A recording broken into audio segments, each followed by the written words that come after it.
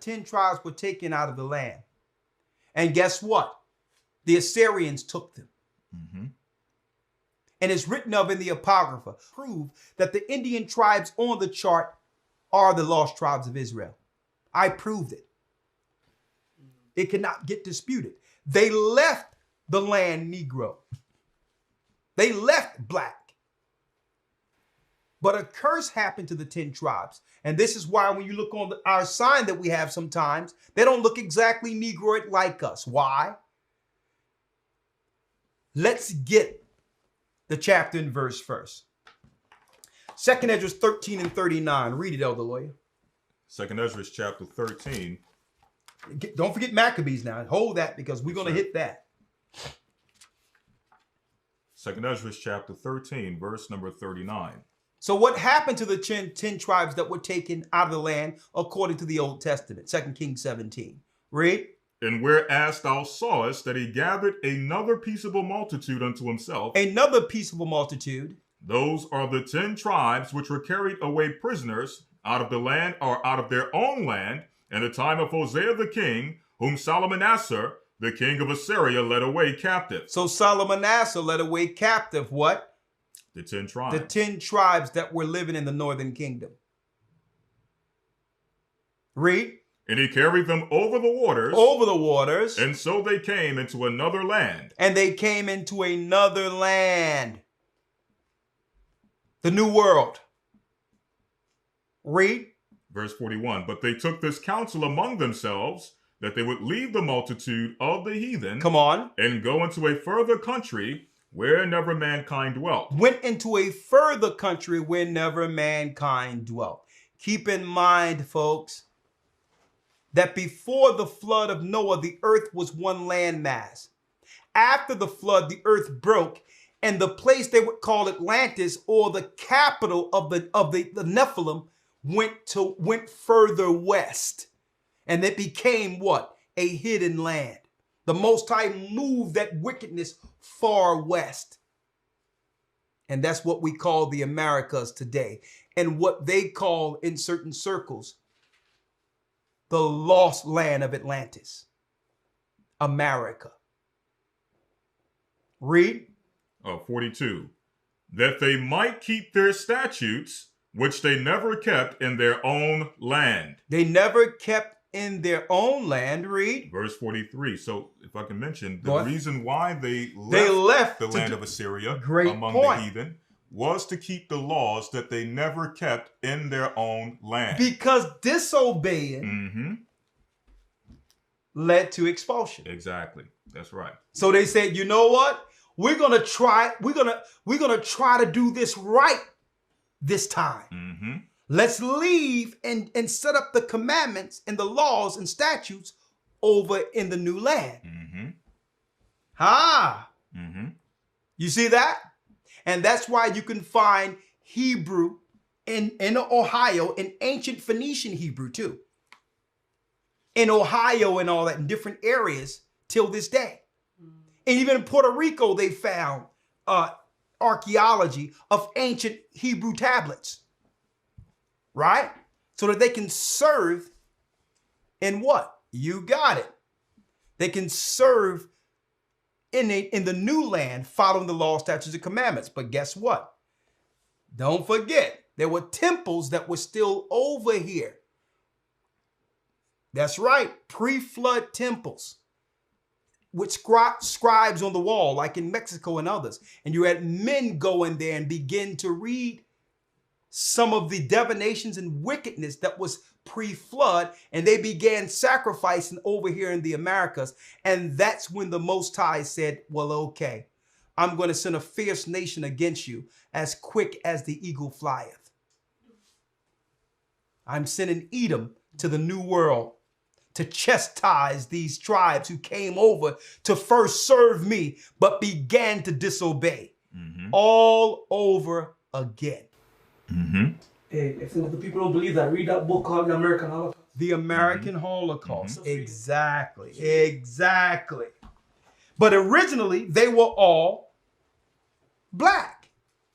They were all dark-skinned coming out of these areas. But something happened. Finish reading what you're at, Brother Lawyer. Yes, sir. 43. And they entered into Euphrates by the narrow passages of the river, for the Most High then showed signs for them, and held still the flood till they were passed over. For through that country there was a great way to go, namely of a year and a half. Go ahead. And the same region is called Arsareth, Which means hidden land. Hidden land. Now, hold that and let's go to Hosea 7 and 8. So once the 10 tribes left the area, what would happen? They no longer had the protection of the Almighty. Right? Come on. Hosea chapter 8. You said verse 7? Or Hosea 8 and 8? Hosea 7 and 8. Hosea 7 and 8. Hosea chapter 7, verse number 8. Ephraim, he hath mixed himself among the people. Now, Ephraim was what? The leader or the king of the northern kingdom of Samaria. After they were taken out of the land, as a curse, as was written, they will be scattered amongst the other nations and begin to serve other gods. Right? And through this, they will get conquered by other races of people and begin to mix, read. Ephraim, he hath mixed himself among the people. Speaking of Ephraim over the 10 tribes, they were being raped or intermarried with the races who began to conquer them. Therefore, by the time Judah, Benjamin, and Levi would run into them, they would be of lighter hue. Okay? They would look like some of the nations that have ravished them, according to the curse. See? That's why Judah, Benjamin, and Levi are predominantly the races that the tribes who were predominantly intact during crisis time. This is why the 10 tribes don't look exactly like Judah, Benjamin, and Levi, because we stayed intact. We were there during the Roman Empire, and we eventually ran into Africa. So when we met them over here, by the time we seen them here, they looked like an entirely different race. They looked like Gentiles to us. See? Read. Ephraim is a cake not turned. Ephraim is a cake not turned. Verse 9. Strangers have devoured his It strength. says Ephraim is what? Ephraim is a cake not turned. Ephraim is a cake not turned. Black on one side, dark on one side, light on the other. Read. Strangers have devoured his strength. Strangers, Gentiles, have devoured his strength. And he knoweth it not. And he don't even realize it. They don't even realize that they're the children of Israel. The 10 tribes. But the Most High would one day, what? Awaken Judah to bring them back to the fold. Now, because of time, I'm about to jump into some of this history. Mm-hmm. That's how they fell. Now you have the 10 tribes scattered without hope, without any hope in the world, believing they're Gentiles. Judah, Benjamin, and Levi is still intact. Eventually, the kingdom or the kingship falls under the Babylonian Empire. And after the Babylonian Syrian Empire, then you would have the Persian Medo Empire. And then you got it. The Greeks and Romans. Mm-hmm. They took the black Jews away. Let's now focus on the Jews who were left in Judea now. Under the Greeks, there arose one by the name of Antiochus Epiphanes. This is around 164 BC, between the Grecian Empire and the Roman Empire. Here's a bust of an Edomite by the name of Antiochus Epiphanes. Now, the reason we're going into him is because every place the Israelites are conquered, right? The government, what I would call the governmental as well as religious blueprint on how to keep us enslaved begins with Antiochus. That means if we're conquered, they would use the same rules of Antiochus Epiphanes to keep the children of Israel enslaved. Right? Now, in the book of Maccabees, it breaks down the Gentiles' intent against Judah, Benjamin, and Levi to keep us from ever awakening. Because once we begin to come to the light, we'll begin to awaken our other brothers who were scattered. So they had to put a religious mechanism in place, a tyrannical religious mechanism. Now, my question to you, how many of you can say you agree with what Antiochus Epiphanes set up? And I'm going to go over these through bullet points. Mm-hmm. Right? Tell me if you agree with this. We're in what? 2nd Maccabees, the 6th chapter. Mm-hmm. Read. 2nd Maccabees chapter 6, verse 1. Come on. Not long after this, the king sent, if you don't mind, can we start in 1st Maccabees 1 and then Go jump ahead. over? Come on. So we're going to start in 1st Maccabees 1 and then jump over to 1st Maccabees 6. Come on. 1st Maccabees 1, verse 10. And there came out of them a wicked root, Antiochus, surnamed Epiphanes. It's speaking out of the Greeks. Son of Antiochus, king, who had been an hostage at Rome, and he reigned in the 137th year of the kingdom of the Greeks. Jumping down to verse 41. Now, of course, we taught this in the academy last week. Who's Edom? Mm-hmm. Who was in Rome during this time? You got it. Zephon's lineage through Esau took the throne of Rome years before the Greeks and Romans came on the scene in power. The Edomites were ruling in Rome years. I'm talking about over 1,000 years before Christ was on the scene. They were already, you got it, in Rome and set up a throne. You can read that in the book of Jasher through Esau's grandson, Zepho. Zepho is written of in Genesis, the 36th chapter. Go on. Verse 41. Moreover, King Antiochus wrote to his whole kingdom that all should be one people. So now he wrote a decree to Rome. To Jerusalem, that we should all be one people. No more separating according to what God you worship. You understand? Or what nation you're aligned with. That all people should be one people. Read.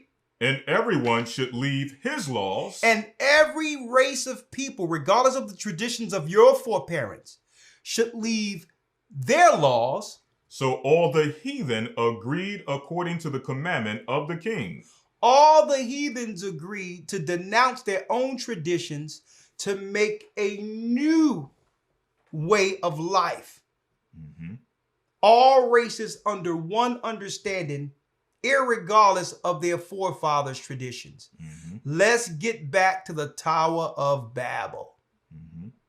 Which at this time was called Hellenism. It's called Hellenism. Exactly. So he set it up where the Gentiles would agree to denounce their traditions and walk in a new world fashion. Mm-hmm. Sounds familiar? Sounds like the world we're living in today, doesn't it? Come on. Verse 43. Yea, many also of the Israelites consented to his religion. So Israelites consented to this religion. So this wasn't just a way of life. Israelites begin to consent to this, that we would denounce the laws given to us through Moses. Mm-hmm.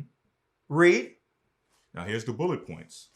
Here's the bullet points. Let's go. And sacrifice unto idols. Hold up. Number 1, sacrifice unto idols. And profane the Sabbath. Profane the Sabbath. Hold up now. So they agreed to do this. This is a satanic agreement. Mm. that will bring all the Gentiles together, make sure that they sacrifice to idols. The sacrificing to idols are the holy days that are set up under Babylon.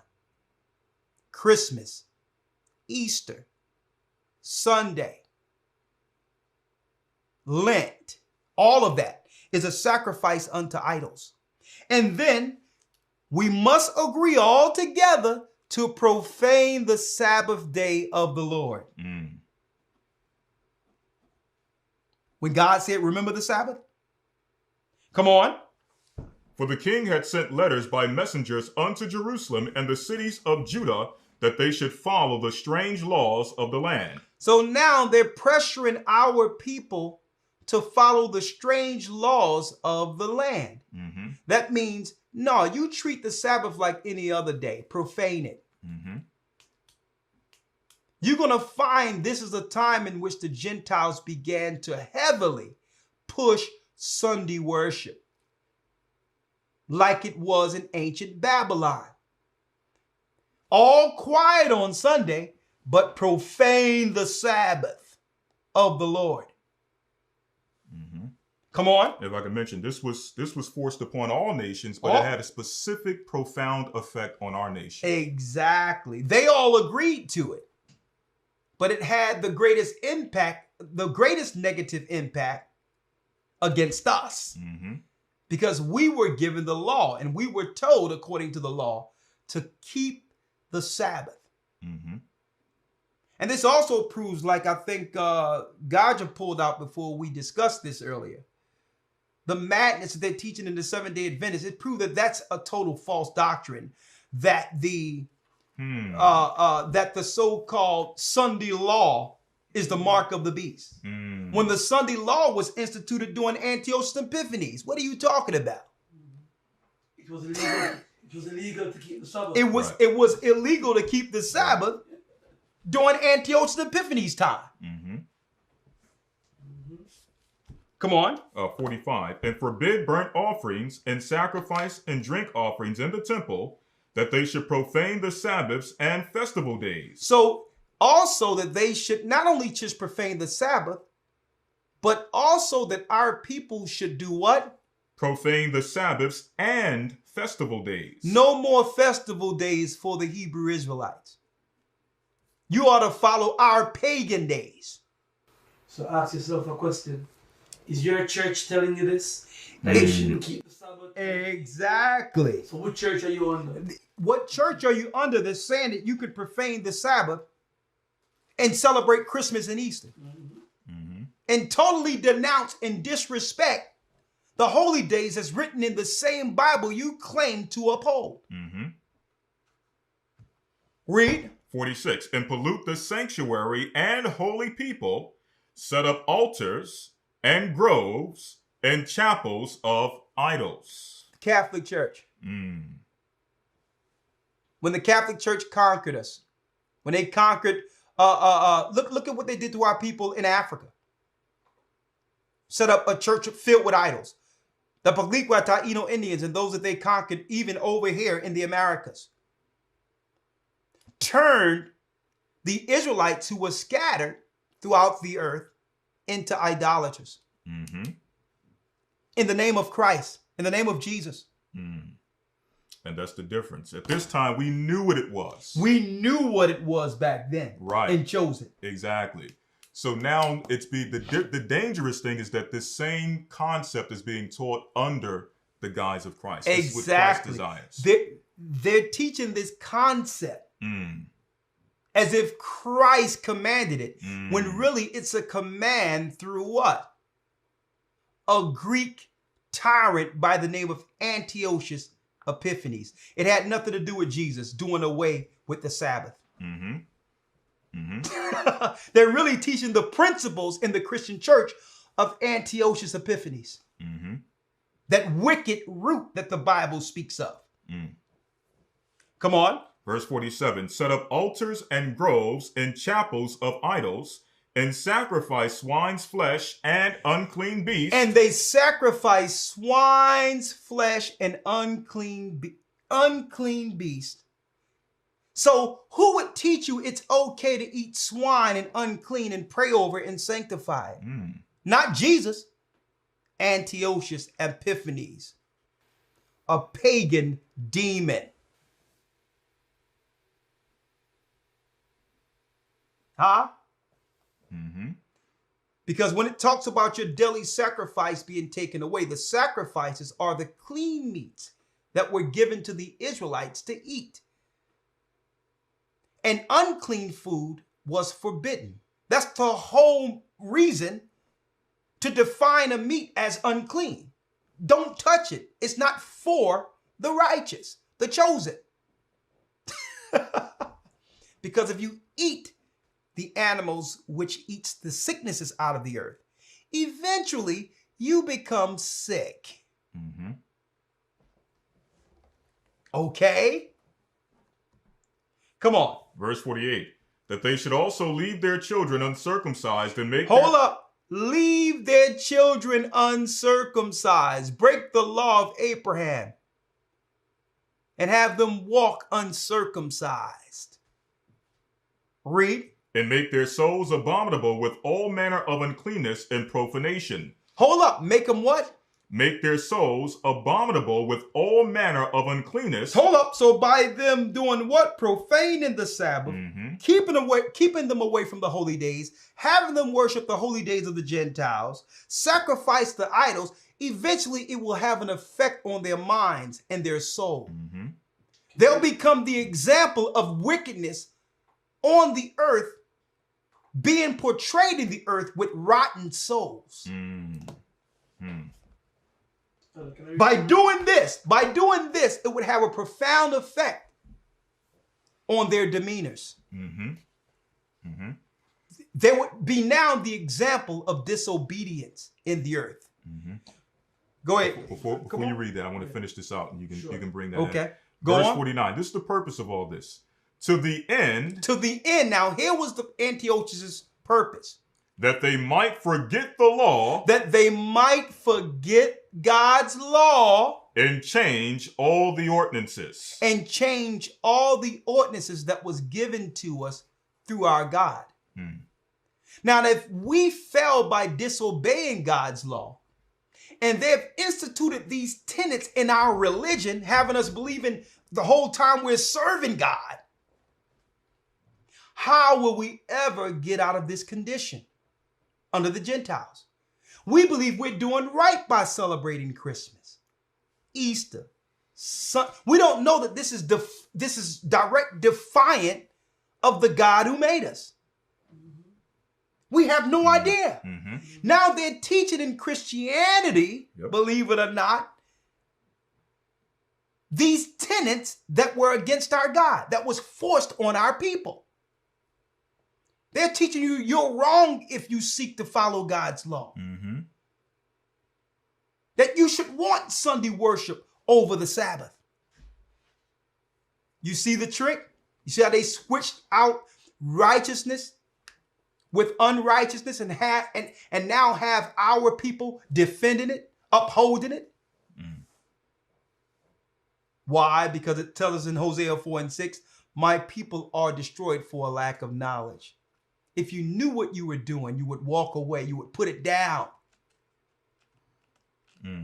Go on, other lawyer. Yes, sir. A few more verses, and then I'll bring you up. Yep. It says here, verse 50. I'm going to read verses 50 through 51, and I'm going to jump down to verse 61. Come on. To the end that they might forget the laws and change all the ordinances, and whosoever would not do according to the commandment of the king. Now, whoever defied this commandment, this religious order, he said he should die. He should die. Eventually kill those who would uphold the righteous laws of God.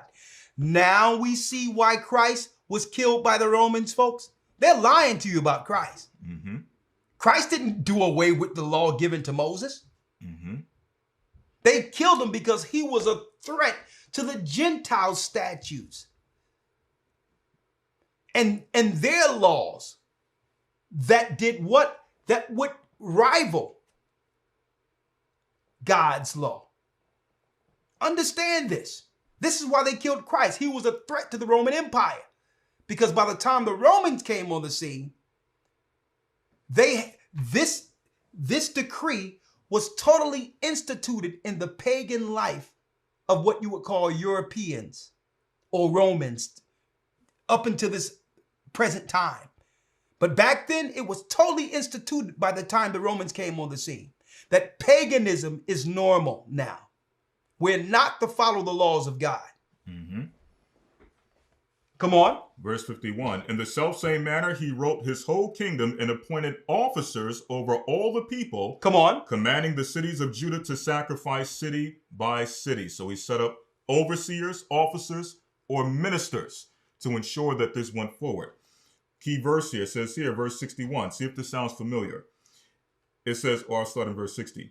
At which time, according to the commandment, they put to death certain women that had caused their children to be circumcised, and they hanged the infants about their necks. So they started killing the children and women for enforcing the law given to our people by our God. But check out the manner As of an killing. example. Check out the manner of killing. Check out the manner of killing. They hang them about their necks. Does that sound familiar? Hanging them about their necks. Same thing they did to us in the New World in America. Same. Now this happened, what we're reading, folks, happened, 100 and some odd years before Christ was born. They were trying to institute the total defiance of God's law as law on the earth. Because this would be what? This would be a constant way in the future of keeping the children of Israel under their power. So this was a religious belief here. They would have to institute this within the religious institutions. And that's why our people have suffered. The more religious we become, the worse off we become. That's why. Because they teach us to break the laws within these religions. Islam, as well as Christianity. As well as Eastern religions. I don't care how good, how relaxing the music is. I can put on some music and you know, and put on some rain and have some rain play behind it. Let me tell you, folks, anytime you see an idol, you should see a demon. That's a gate, a vortex. Okay? I wanted to put that out there. They began to make the tenets that we see naturally, that we defend naturally in Christianity, a law in which if Israelites didn't follow the heathen ways and denounce the Sabbath, that they should be killed. What's wrong with having a law in which you're civil with everyone else, you're following God's commandments, you're following the Passover, Christ's Passover, in remembrance of him. You're following the Passover also in remembrance of our God saving us out of the land of Egypt. You're not supposed to kill, steal, commit adultery, and do no wickedness. You're supposed to love your neighbor as thyself. What's wrong with a law like that? And why would the church teach that that's done away with? Why would they try to say, well, we keep all the laws except the Sabbath? Why would they state that? We keep the 10 Commandments. They'd be like, no, you're lying. They well, except the Sabbath. Why, Pastor? Why all the laws except the Sabbath? Because Antiochus Epiphanes, the Gentiles, told you not to keep it. Or they'll lie. Oh no, well, I teach, I serve God every day. You are a liar. You're lying to yourself. So did the Israelites. The Israelites worship God every day. We worship God every day. But that didn't, make the Sabbath. Exactly. They didn't change what the Sabbath is. Exactly. This is what I was going to add before, when you're saying it comes in right with it. Romans 7:14. For we know that the law is spiritual. So check it out. Once we start to break the laws, right, something happens within the spirit. And that's the aim. Yes. The aim is to distort the spirit. That's Yeah, what it is. because you have to realize Satan gave Antiochus and the Greeks and Romans the formula. If you want to destroy the soul of an Israelite, these tenets must be in place. Then we can control them through disobedience. We have to make sure that when we set up a religious institution, idols are attached to it. We have to make sure they forget and profane the Sabbath because that connects them with their God. We have to also have them follow our holy days and denounce their holy days because not just what it'll do on the surface, it's what it'll do to their inward souls. It turns them dark. Because of their disobedience, the residual effects of the disobedience is they will become the children of disobedience on earth. They will no longer value family, children, women. They'll become dishonorable because why? If you're that way towards your God, what's to stop you from being even more a wreck of disobedience amongst your people? So this was a formula that affects our people a certain type of way. It doesn't affect the Gentiles like that because they weren't given the law. But it turns our souls dark. It turns us. Because anytime you can make an excuse not to do what God say, what is to stop you from doing anything? Right. Like what type of What restraints do you have now? the whole thing is when it comes to a relationship and my responsibility to my fellow man. If I don't regard my God, If I can just disobey God and break his oath, who cares? what type of agreement can I keep with you? Exactly. That's what it is. How can I trust you? That's the truth. that is what it is. I mean, Yeah. And just dropping a little historic tidbit. It was just before Antiochus Epiphanes, under the Ptolemaic dynasty, that they had translated made the Septuagint, Right. studying the people, Right. saying that, oh well, the Greeks need to know the laws. You know, the Greeks, the Hellenists needed to know the Bible. But anyway, Exactly. They never cared about that. It was a way to find out how can we get these people going against their God. We need the history. See, but this is how I deal with these Gentiles now. When they say, well, listen, the law is done away with. My answer to them is, you're not in no position to tell me what our law is. The law wasn't given to you. So you just done away with. So who gives you the authority to tell us something that your people had nothing to do with? Right. Should I listen to you? According to the history I'm reading, following your religion actually rottens my soul. Okay? Following what you're doing is actually deteriorating me. So I have nothing to, listen, you can say the law is done away with because it wasn't given to you, but it affects our people. Have you seen the ghetto? Do you think these are people you should be telling the law is done away with? You think these are the people you should be telling that to? Okay, so the Bible, it tell you here, now it gives us, it identifies in history, biblical history, this guy exists. The actual, I would call, architect of the doctrine that would keep our people in perpetual servitude under Gentiles. That's the architect right there, Antiochus. We have to make sure we set up sacrifices of idols, make sure these particular people profane the Sabbath, and they must follow our sacrifice holy days to Moloch, opposed to their holy days. And if people decide to come together and not do so, eventually we have to plan on getting rid of them altogether, because once these people begin to follow this, we as a people or rulers have no more power over these people. No servants, no slaves, no kingdom.